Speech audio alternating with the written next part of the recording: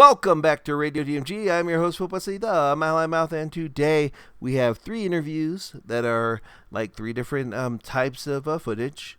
And after each interview closes, it goes to the next interview. And that's how this is going to be. We're going to be showcasing multiple different games, kind of in the background. And the interviews will be with Bryn April, Marisha Ray, and Damon Mills. So sit back and enjoy.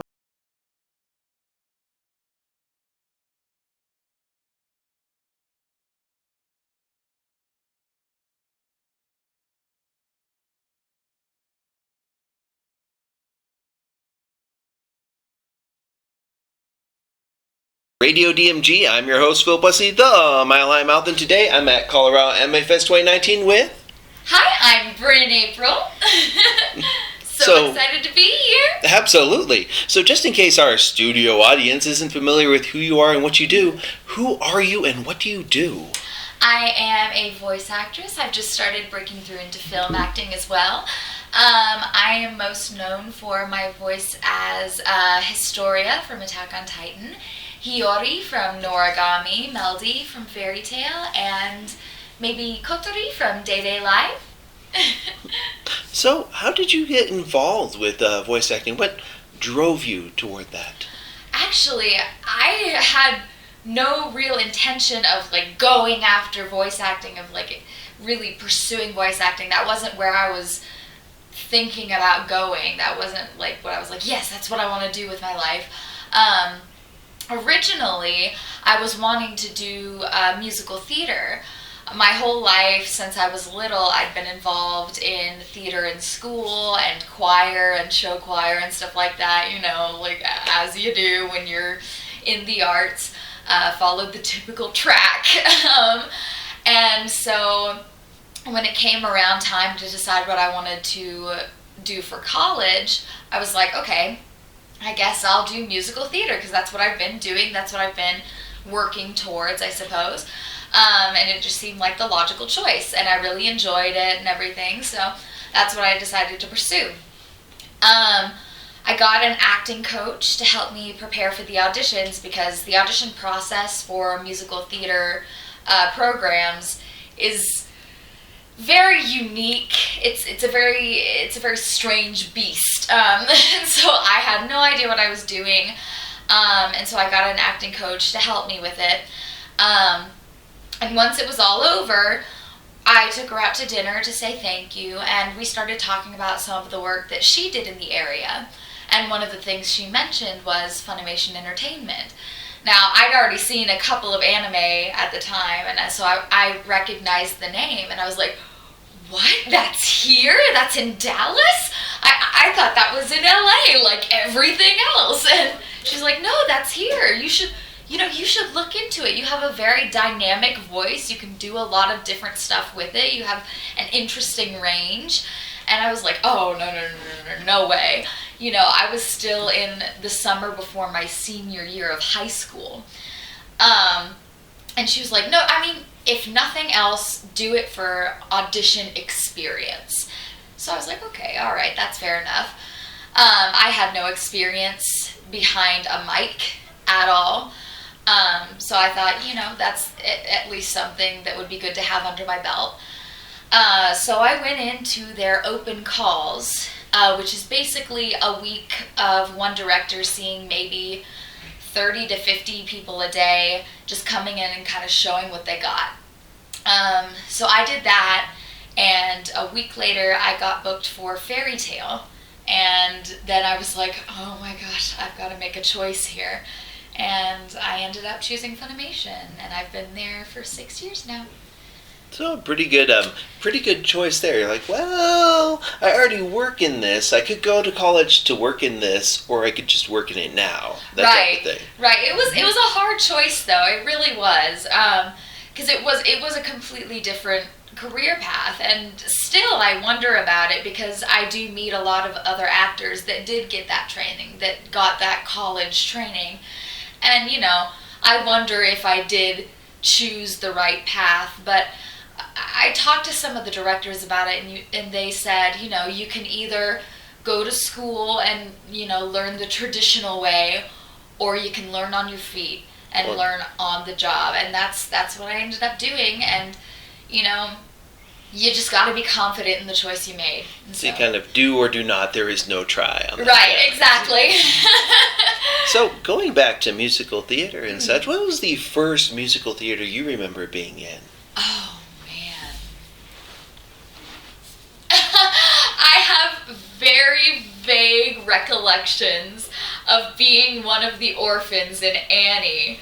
And it was for a rather large music hall venue kind of thing.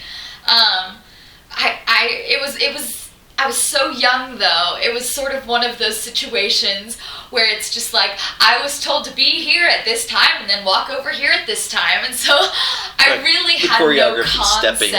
Yeah. I really had no concept of how big of a deal it was or really what was going on. I was just enjoying the ride, but that's the earliest memory that I really have of being involved in musical theater. But I loved it. I enjoyed putting on the costumes. Oh, it's so addicting. I've been an orphan in Oliver. You've been an orphan in Annie? Yeah. Those are fun. It was so fun. So are there any particular musicals or musical theater that you're a particular fan of or anything? Like a particular composer or a particular musical? Oh, man. I really like Sondheim. Good, that's always the right answer. It's like... Which I know is like, ooh, I'm a masochist. I'm a musical theater masochist. His stuff he writes is insane. It's like... Yeah, you can hear it in like West Side Story, just those little bits that Roger Hammerstein didn't do, and you're like, oh, that's Sondheim right there. Yes. And then you get to like Demon Baker of Fleet Street, or Into the Woods, or what was it? The Company, I think it was. I'm trying to remember what that was in. We, for my high school, we did Sweeney Todd, and I played Joanna, and Joanna. Yeah. Yes, and the musical scores are just so complex, especially for high school kids. It was insane. And then for college, we did Into the Woods, and I got to be the baker's wife. And same thing, the cues for the music, where you come in is just what is happening? We came in on an offbeat. What? It's so carefully crafted that if you don't hit the right note there, the whole thing just falls apart. Yep. You're like, no. Yes. It's just like a slow motion train wreck. Exactly. It's just who thinks like this? Sondheim. Apparently. So, you talk musicals and songs here. Are there any particular books that you're into? Oh, man. I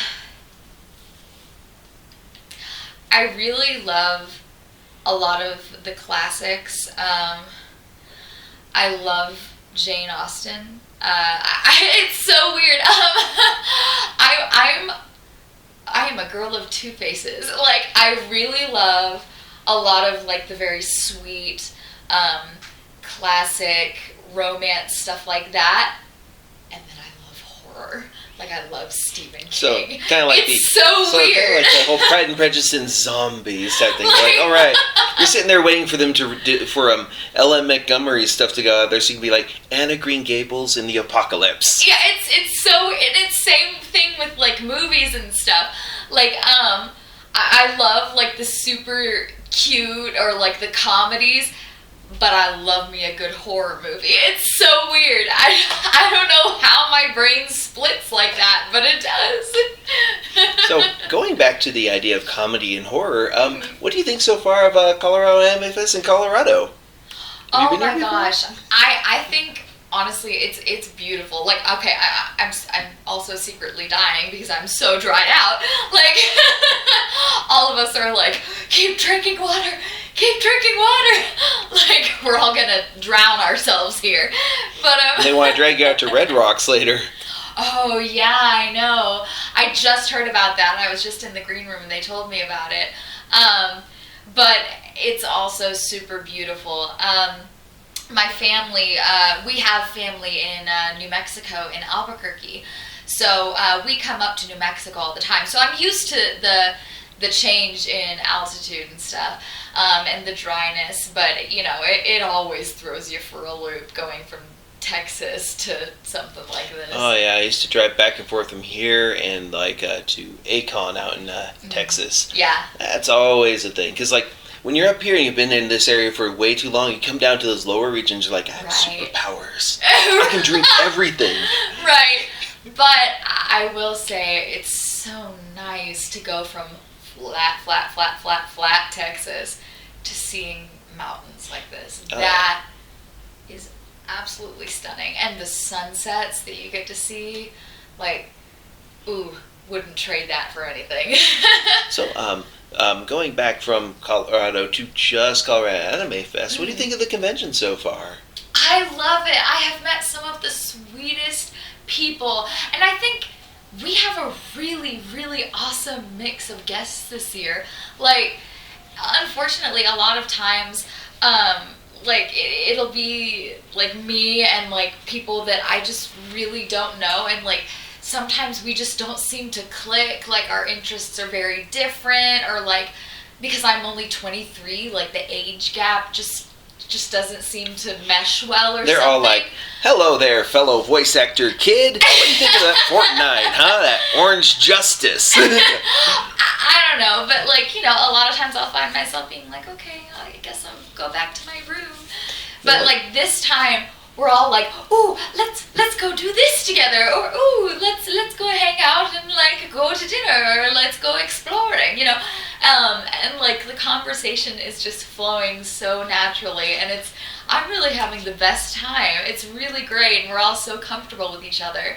And the fans are just amazing and so welcoming, and we've all just had nothing but great experiences, and so we're really grateful for that. Thank you for making us feel so welcome. Yeah, it's got that great energy to it, right? Yeah. The convention has a wonderful energy to it. Now, one thing I've noticed, though, at a lot of these conventions, like Colorado Anime Fest and other conventions, there is that energy that's there. That when people are here, they're up high. Essentially, there's that joy, that energy that bounds and flows through them. Right. And then when they get out of the convention, when they get to their normal everyday at school or work or dealing with family or so, that energy tends to dissipate, and there's a real problem after conventions where people kind of crash a little emotionally, or like with that energy. Do you have any suggestions on how people can keep that energy alive after a convention? Absolutely. Just find that thing that it makes you feel like you're back in that atmosphere. Like, for me, it's going to see some of my friend groups that, you know, are just like the friends that I've met here, that are just very high energy, very, you know, like, they just draw you in, and the conversation flows naturally, and it's just a blast to be around them. Like, maybe like, if it's going back to school, maybe there's an anime club at the school, and then it can make you feel like you're back at home, you're back with your people, you know, something like that. Maybe if you're into music, get involved with a band or something like that. Just find your place, find your people. Find your joy. Exactly, because I know that a lot of times coming to a convention like this, it's like, oh, I'm amongst my peers, I'm with my people, you know. They're not just here. Everyone here has interests outside of just anime or comics. Find those people, and then you can have, like, infinite levels of joy, like, that touch all other aspects of your life. And you can just draw from that as well. And you'll have other places, other little sanctuaries that you can go to. So, speaking of sanctuaries, or rather that joy, or finding that joy, is there anything you'd like to go ahead and promote? And where can people find you online? Yes. I don't have an Instagram because I'm a 56-year-old man and I just don't. I'm terrible with social media. Absolutely. I had one called That Girl Bryn. I had one for like 3 days, and I posted 5 pictures of the Mall of America, and then I deleted it because I just didn't understand it. Mine's just mostly my cat. Yep, right? Yeah. But I do have a Twitter.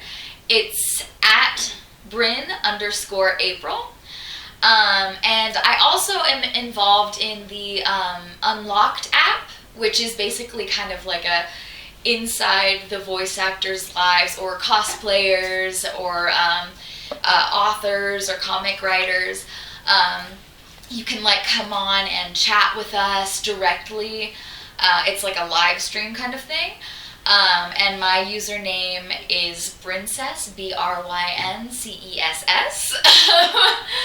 I got that nickname from multiple people, and it just sort of stuck, and I was like, hey, I'm gonna use that. So yes, those are the social media that I find myself using most often. I just did something really awesome at work the other day, but I can't talk about it yet. Non-disclosure agreements. I know, but it was so much fun, and oh my gosh, it totally blew my voice, but it was so worth it, and I can't wait for you to hear it. I will post about it and talk about it on Unlocked as soon as I can. So people should go download Unlocked and check that out. For sure. Mm-hmm. Well, I want to thank you for doing this interview with us today. Oh, yeah, absolutely. Thank you for having me. You're welcome. And this has been your host, Philip Wesley, the Mile High Mouth, here at Colorado Anime Fest with Bryn April. Thank you so much, you guys. And until next video comes out, or rather, show comes out, you are now caught up.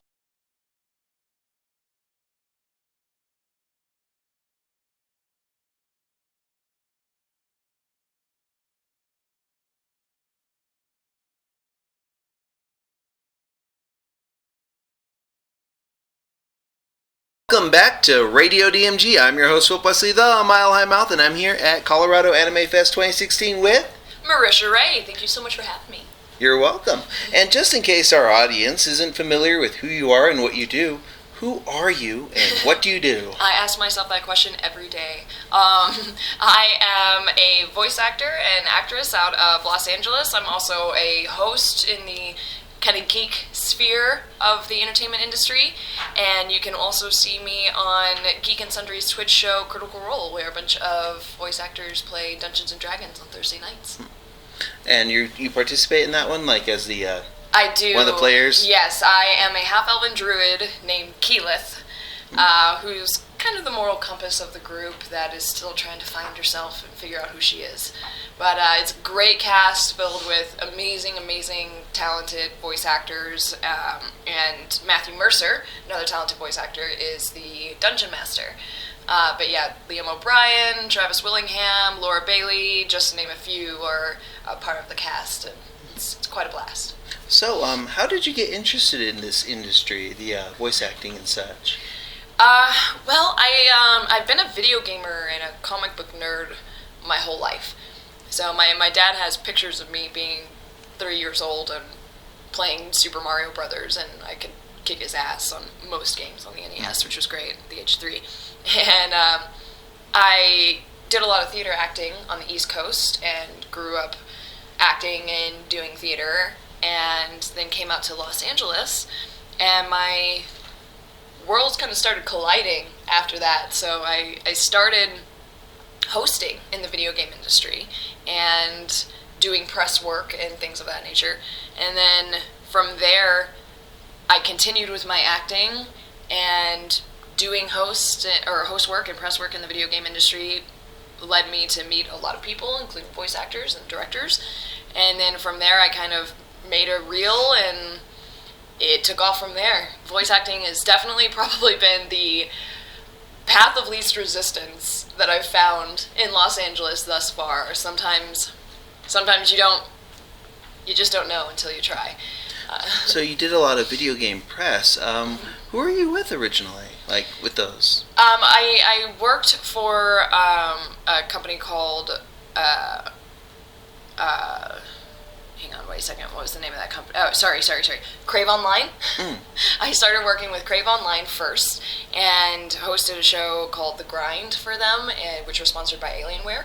So I was kind of with Alienware for a little bit and was freelance for a while. I would kind of just work with different press outlets whenever they would need me. A lot of times I would go to conventions and cover conventions for them.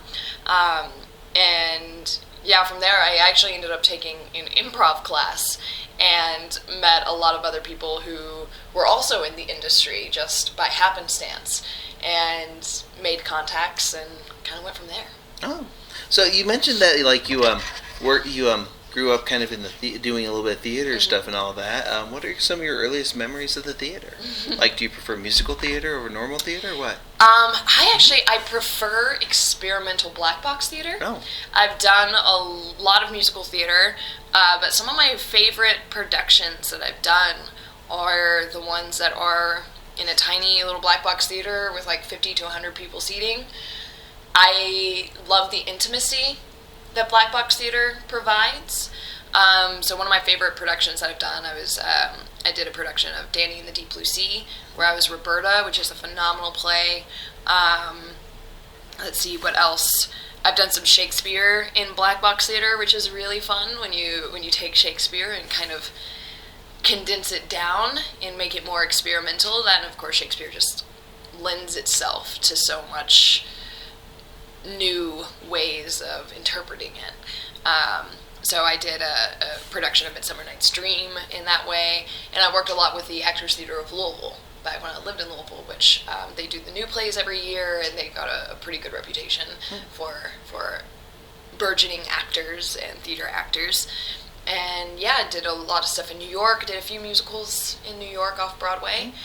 But like I said, I just really fell in love with the more intimacy of black box. Which also kind of lends itself to like the improv stuff you're talking about. It does, right? yeah. And I've done a lot of improv as well, which also tends to be in a more intimate setting.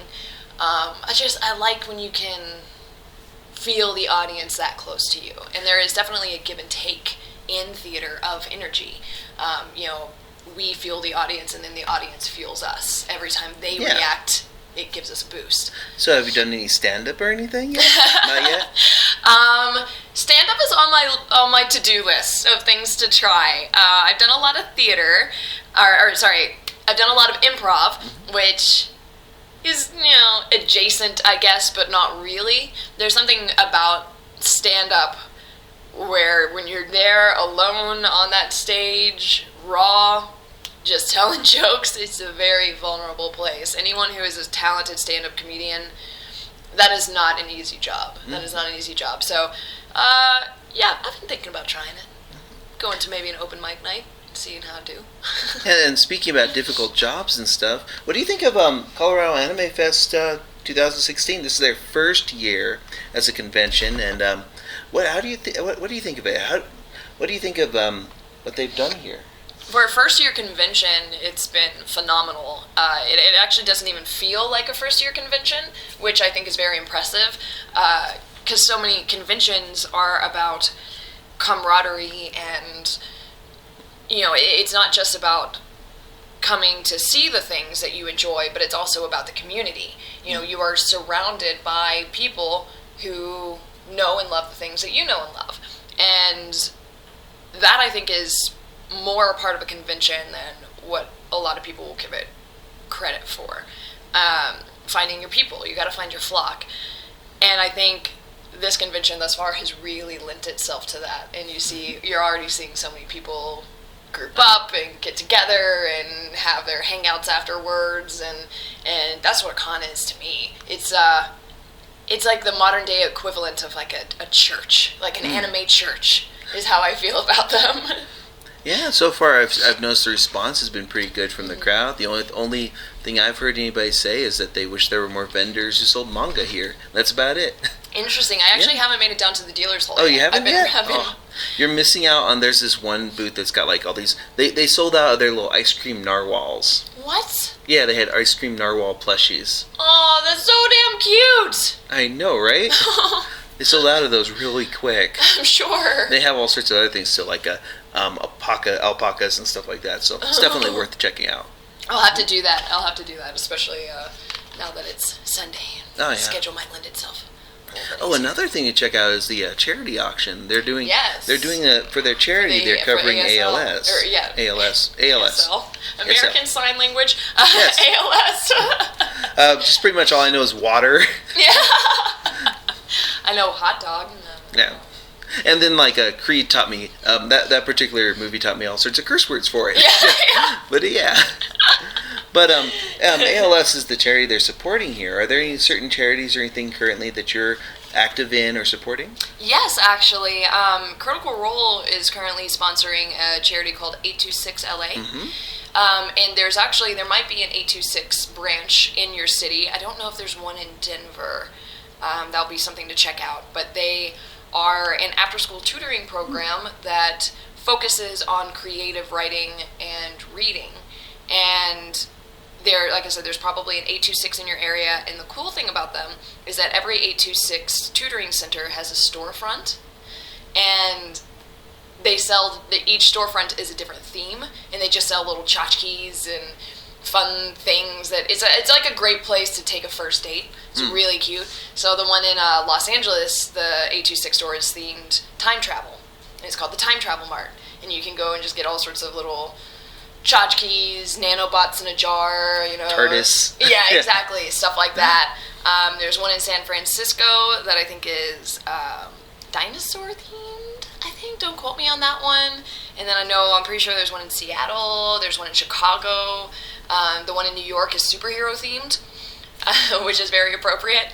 But yeah, 826 is a great organization that I'm in love with. And if you don't want to donate to their cause, I implore you to go down and tutor a kid. Volunteer. Reading and literacy is something that America's a bit behind in. We need to improve more of that. Yes, and reading. I mean, it's so important for everything going forward. I mean, of course, knowledge is power, and they put you through arithmetic in high school that you'll never use. But reading and creativity and just like creative writing, I think is such an important outlet and such an important skill that it doesn't matter what career choice you go into. It's important. It's important for people to still be able to use their imaginations even into adulthood. And I think society has this terrible habit of when children reach a certain age, they're expected to grow up really fast. And suddenly, playing pretend or make-believe seems juvenile and childish. And I think that's silly. And so, there seems to be a very hard line. That's why board games are there for adults, Exactly, Yeah. Exactly. And why I love Dungeons & Dragons so much. And why I'm thrilled to see the resurgence of all these tabletop RPGs. Because they're giving adults permission to play pretend. Yeah, because we kind of need that outlet after all these stressy things. We do. Yeah, I mean, our day-to-day lives are stressful. That's true for everybody. And there's a reason why games like World of Warcraft are so popular. In Second Life, you create an avatar, and you can do all of these things. You can be a successful warlord in World of Warcraft, where in real life you might just who knows what you're doing. You might be unhappy in your job, and that's why I love Dungeons and Dragons as well. And I love there's so many more schools now that Dungeons and Dragons is starting to become more socially accepted, that are starting Dungeons and Dragons clubs, and they're running games for kids in elementary school. And they've done, there's been a lot of studies done that prove that Dungeons and Dragons help with social skills, building real life interactive skills with people, because you are exercising those in game that you can then take to the real world. Mm-hmm. There's this terrible idea around gaming in general that I think certain people look at it like it's a waste of time. Mm-hmm. Yeah, I remember. Yeah, during the early '80s and late '70s, there was that push toward Dungeons and Dragons will lead your kids to Satanism or whatever. Right, it's the whole Phil Phillips, Gary Greenwald thing. Oh, of course. Mm-hmm. yeah, it's just sad. It's sad. But going back to slightly happier things here, of course. We were talking about books and literacy. Is there any particular books that you're reading currently that you'd like to talk about, or have you also looked into audiobooks too? A lot of voice actors also do audiobooks. That's true. I tend to I lean a little bit more towards being a reader. I appreciate audiobooks, and there's certain things. I read Tina Fey's book, Bossy Pants, which is really great. I just finished that not too long ago, and she has a section that she did. If you do the ebook version, she has a chapter that she's read that's an audiobook version, and that was like super fun to hear Tina Fey read her book. So I think it depends for me. If it's the author of the book doing the reading, then I think I'll tend to lean towards it more. But I just enjoy having the words run through my brain, so I can give them my own filter. Voice, right? Yeah. My own voice, exactly. But yeah, Tina Fey Bossy Pants is really great. I just downloaded. I haven't really gotten very far. Speaking of gaming, and how gaming's not a waste of time, and how gaming can save the world, Jane McGonigal's book, Super Better. And Jane McGonigal, for anyone who's not familiar with her, she's a game designer, and she's got her doctorates in design, I think. And she has done a few TED Talks that are amazing. That's all about how gaming can save the world. Yeah, and that's talks like world peace through shared popular culture. Totally. Same type of concept. And she talks about how so many people spend hours, especially in like World of Warcraft. Some people spend almost as much time on World of Warcraft a week as they do their day jobs. And so her question was, what skills are we building? And how can we use these people who are investing so much time into gaming to better the real world?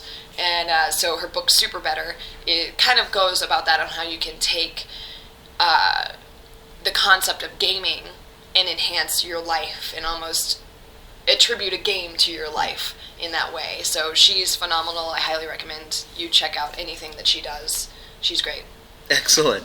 And speaking of like taking that game and applying it to real life or so, one thing I've noticed at a lot of conventions is there is a lot of really great positive energy that people have at these conventions and such. And sometimes when people leave these conventions and go back to school, to work, to their just everyday normal life, they tend to lose that energy. They just can't seem to, when they deal with family or bullies or coworkers or whatnot. Do you have any suggestions on how people can take that energy from the convention, from their hobbies, and apply that to their everyday lives? That is an excellent question. I'm a burner. I go to Burning Man every year, and that's one of the huge philosophies in Burning Man, that you take that positive energy and all of the cultural aspects that you've learned and loved, and the humanitarian aspects of it, and because there's always kind of a depression that you get when you have to go home, and I'm sure several people experience that here at cons, and especially when depending on who you are in your day-to-day life, maybe your love of anime and gaming isn't as socially accepted amongst your peers. So many people can come to conventions and events like this and feel at home, feel, I guess, once again, normal in quotes, even though nothing's normal, for lack of a better term, I guess. So yeah, there's definitely a certain kind of sadness and that can come with feeling like you have to return back to the real world. And I've learned that if you can take the things that you've learned and loved, one of the things that I learned about myself at Burning Man was I enjoy wearing funky clothes. And I would dress crazy there and then would come back and just wear jeans and a t-shirt. And it's like, man, if I want to wear like a vinyl skirt covered in like pink bows, like, who cares? I should do that. It makes me happy, and I'd say find the things, just when you go home, meditate. Like, what made me happy here? Like, man, I loved dressing in my brony costume. You know, like, damn, that made me so fulfilled. And then take that and figure out how just slowly you can just start incorporating that into your day-to-day life. Like having things that remind you It reminds you, exactly. You know, you don't have to go crazy. I'm not saying dress in cosplay every day, because I don't think that would make anyone happy. Yeah. But, you know, if you, there's so much going on with, like, the closet cosplays, you know. If you want to try and pull a closet cosplay of Vegeta together at the last minute, like, do it. If it makes you happy. I think so many people get so concerned with what other people think of them and what they're going to judge them, and then eventually you grow up and realize that no one was thinking of you to begin with. So don't worry about it. Like, you do you, and find what makes you happy here, and then slowly try and just bring those little aspects into your day-to-day life. That's what I've done. Yeah. Well, thank you so much for the interview. Before we head on out, is there anything you'd like to promote or pimp or anything? Well, let's see. I guess since I can now officially announce it as of yesterday, so you'll be the first one to get this in terms of on press and recording it. I am a few voices in Fire Emblem Fates. Oh yeah, I already pre-ordered that special edition of that. We'll be doing an unboxing of that when it comes out. Awesome, love it. So I'm a character named Effie in there, in Orboro, and I'm not going to spoil the other ones. Okay. You'll just have to wait and see. Oh yeah. But are they on the Conquest or on the Birthright section? I'm not telling. Oh, okay. Maybe a little bit of both. Maybe. Maybe, yes. I'm pretty partial to Effie, though. So if you come across Effie, I think she can be recruit like that character recruiter, and don't let him die. Don't let her die. Don't let her die. She's Do it great. for her. She's great. I loved her. She was a blast to record. So I can finally announce that as of yesterday. I think only because someone else leaked it. But hey, it wasn't me. Actually, it was on. I think Nintendo Everything or something had the full cast list. Okay, so it wasn't like a leak necessarily. No, it was. They did it on purpose. They're like, hey guys, this. Or like, awesome, cool, yeah. Well, thank you very much. Yeah, and of course, check out Critical Role on Thursday nights on Geek and Sundry's Twitch channel. Excellent. 7 p.m. Pacific Standard Time. And where can people find that and find you? You can find me on Twitter at Marisha_Ray. You can follow Critical Role on Twitter at Critical Role, or go to geekandsundry.com and you can catch up on all of our back episodes on that website. Excellent. Thank you very much for this you. interview. This has been your host, Phil Wesley, the Mile High Mouth, here at Colorado Anime Fest 2016 with Marisha Ray. Thank you guys so much. And until the next episode comes out, you are now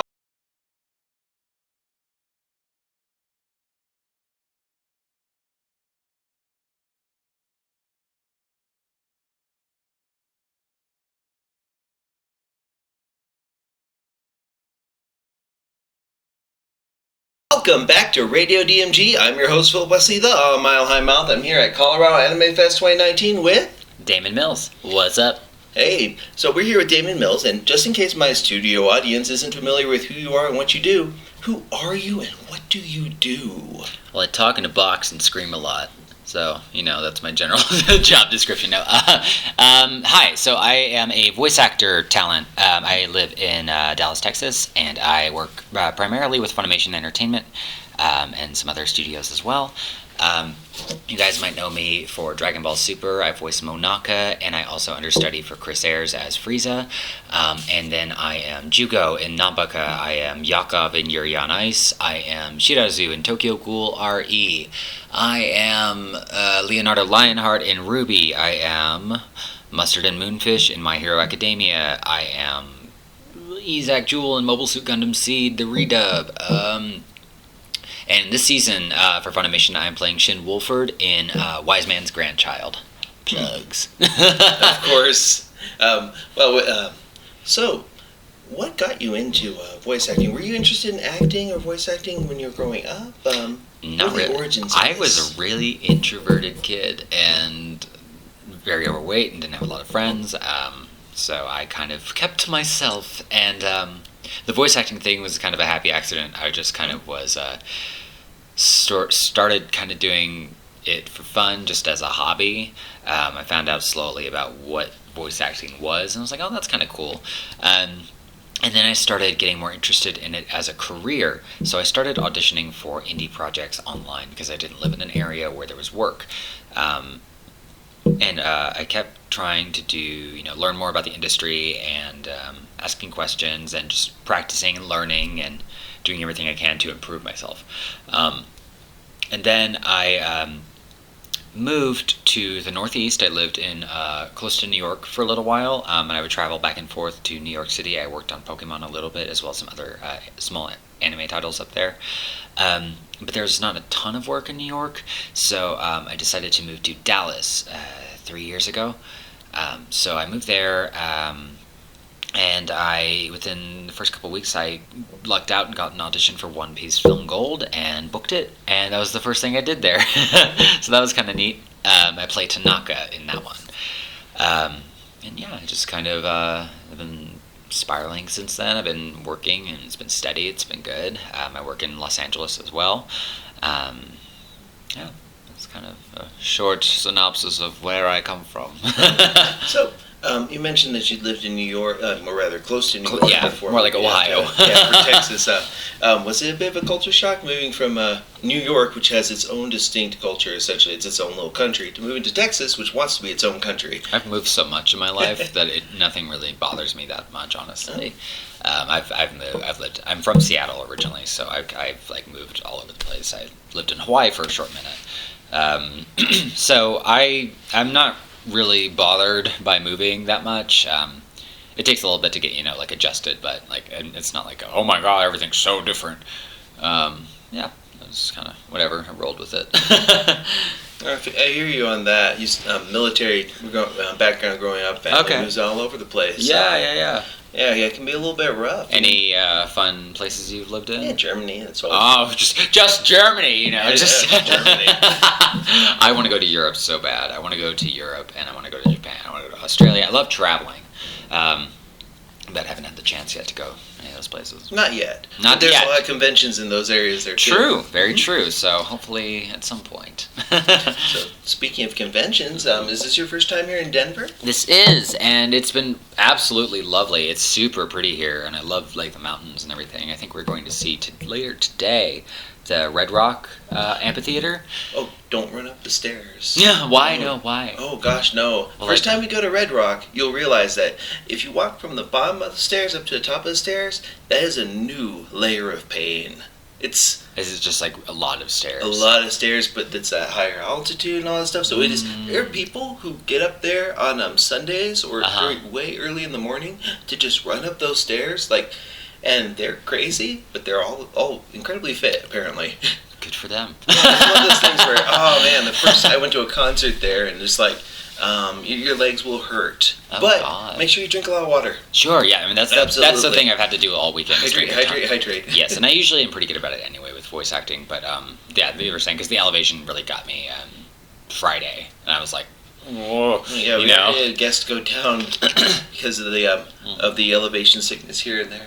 Yeah, it's definitely a shock to the system if you're not used to it. But yeah, no, it's been amazing. I love this con. I would love to come back at some point. Oh yeah, and they make sure to keep you pretty hydrated and stuff. So, speaking of Colorado Anime Fest, what do you think of this convention so far? Just fabulous. It was. It's just been, the fans have been super sweet and awesome. Panels have been fabulous. Everybody's been treating us so well. And yeah, it's just been a fabulous experience, and I really enjoyed it a lot. Excellent. Yeah. Well, going back to your earlier working with voice acting and stuff, do you have a theater background? Did you try any of that? I don't. No, I'm a weird egg and kind of just didn't do any traditional acting training until later. I've done a little bit of training now, but it's I was never really interested in theater. I was very introverted. Maybe I would try it nowadays, but it still doesn't really appeal to me. Film acting appeals a little bit more to me, but again, it's still, I'm not really super into it. So kind of more into into books or music. Yeah. I like reading, and I like listening to music. I really like K-pop. K-pop's awesome. BTS. They're awesome. Any other bands aside from BTS? For K-pop? Yeah. Yeah, I love Monsta X. I'm going to see NCT in a couple weeks in Dallas. Shoot. What is the other ones? 17 is really good. There's a bunch. Like they're really awesome. No, because I know there's some people I know who do watch these on YouTube when we put up like the audio for these. Quick question: what's the best BTS song? Get some controversy started in the comments. Oh no! I mean that's tough. They have a lot of good music. I mean, I just been listening to their new album, Map of the Soul Persona. Super good. The best one on that. I mean, Boy with Love is really good, and then Dionysus, I think that's how you say it, is really good. Those are my two. They're jamming too. Well, we talked the music question here. Let's go into a little bit. I did mention books earlier. Any particular books that you'd say? I love Harry Potter. Harry Potter is great. I've read them all many times. I've just read a book recently called The Red Queen. It was really good. It was a good fantasy book. I like fantasy a lot. So like Prydain or any other type of stuff? I haven't read that one. I've been very, very bad about reading books recently. No. Yeah, I've fallen off doing anything outside of work.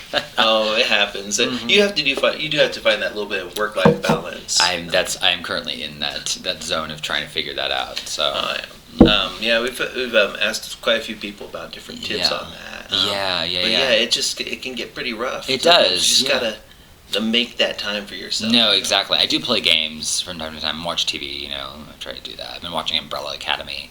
No spoilers? I think I'm on episode 5. Okay, I'm on episode 4. Yeah, so I'm not much farther. Yeah. So I'm slowly watching. Yeah, no, I don't. None of I did about read that. the comics. I haven't done that. So I'm super clueless. I'm like, what's happening? It doesn't follow the comics at all. No, it doesn't? Okay, no. So I have no idea. So it's like... Although awesome. They got renewed for a second season, so I guess that's good. Fingers crossed. I'll watch more of it for sure. Excuse me. And gaming-wise, I love RPGs. I love Final Fantasy and Square Enix stuff. Kingdom Hearts. I just beat Kingdom Hearts 3 recently. So good. What else have I playing? Smash Brothers is really fun. Did you download the Joker DLC? I did download the Joker DLC. Oh, it's fantastic. I don't know how the hell to play him. Oh, it's kind of a little weird. It's weird, yeah. But I now know what type of video game put in the background. Mm-hmm. Yeah, I do like Dragon Ball FighterZ. I did do voice work for that one. And the game itself is just really awesome. It's really hard to learn. It is, and I'm one of those people who loves arcade-style games. Yeah. So it's like, but that one there, I'm like, I'm not good at this one. It's really fun. It's just a matter of just practicing your combos and stuff that I'm not very good at. My coordination skill is... Yeah. I'm okay at the game. I'm not amazing. And everyone else online is like ridiculous. So it's like, oh yeah. Ooh. Oh, I watch a video and I'm like, I'll never be able to do that ever. No, going back to online stuff and especially videos, you mentioned that when you started out, you did auditioning for like smaller projects. Yes. I remember a point-and-click adventure game that I did. That was the first thing I got paid for. Nice. What was it? It was a thing called Castle Dracula. Is it on Steam? Probably. I don't know. It's been so long. But I think it's been, 2011, 2012, something like that. It's a long time ago. I would imagine that takes a different type of energy or technique than it would, say, auditioning for like Funimation or some of the other. Maybe. It's just. Auditioning is more or less the same. It's just each thing requires a different set requirement, or they're looking for different voices or performances. So it's never really like a one and done kind of thing. So you're always searching to try to create something new. Just gotta keep going at it. Just keep trying. Yeah. Keep trying it, or at least fake it till you make it. Right? Absolutely. Like you just keep, auditioning as much as possible. Like that's all you can do. It does take a certain amount of energy, I would say. And going back to energy here for a moment, one thing I've noticed, what would you say the energy's been like here at Colorado Anime Fest, despite all the fire alarms and stuff like that? I didn't even really notice the fire alarm until, and I was like, oh, an excuse to go outside. That's great. I guess I've been wanting to go outside all weekend. Yeah, no, it's been awesome. Like the energy has just been really positive and uplifting, and just everybody's really excited to be here, and the cosplays are awesome. It's great. Like no complaints at all. Like Yeah, any particular cosplay you've seen that's impressed you so far? Yeah, this I saw Nabaka, Jugo and his crew. I voiced Jugo in that show, and I saw them last night when I was walking back to my room, and I was like, oh my god, your cosplay's awesome. I took a picture with them and posted it on my Instagram, and I was like, oh, this is so cool. Yeah. And I saw a Mandy one from Billy and Mandy. That was really fun. I was like, never seen one like that. Yeah, it was really good.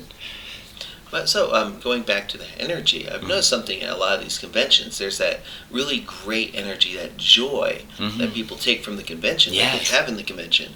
Now, one thing I've noticed, though, when it comes to people in the anime community or in these types of communities in general, when they leave that convention, that energy, that high, that joy that they had tends to sometimes just fade away when they go into their everyday lives, dealing with school, family, or work or so. Do you have any tips on how people can take that joy, to focus on that joy, and apply it to the days when they're not at convention?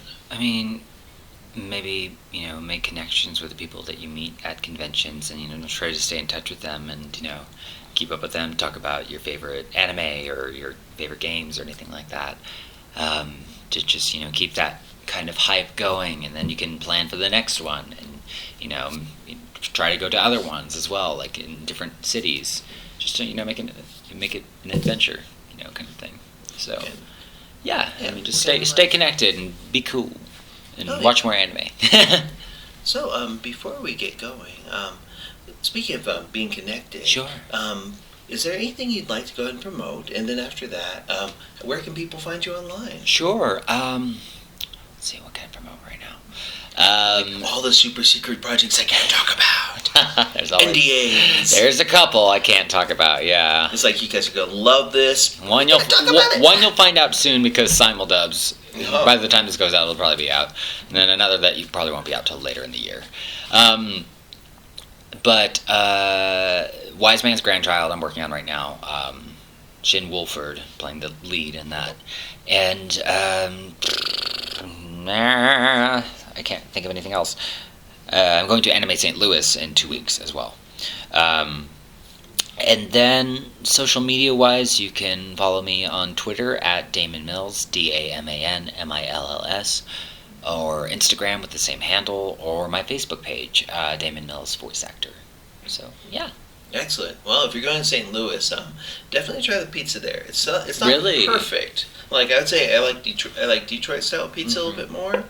But if I were to get between say Chicago style or St. Louis style, you might want to try the St. Louis. Okay. Now they'll say they have the best barbecue. That's a lie. Kansas City has the best barbecue.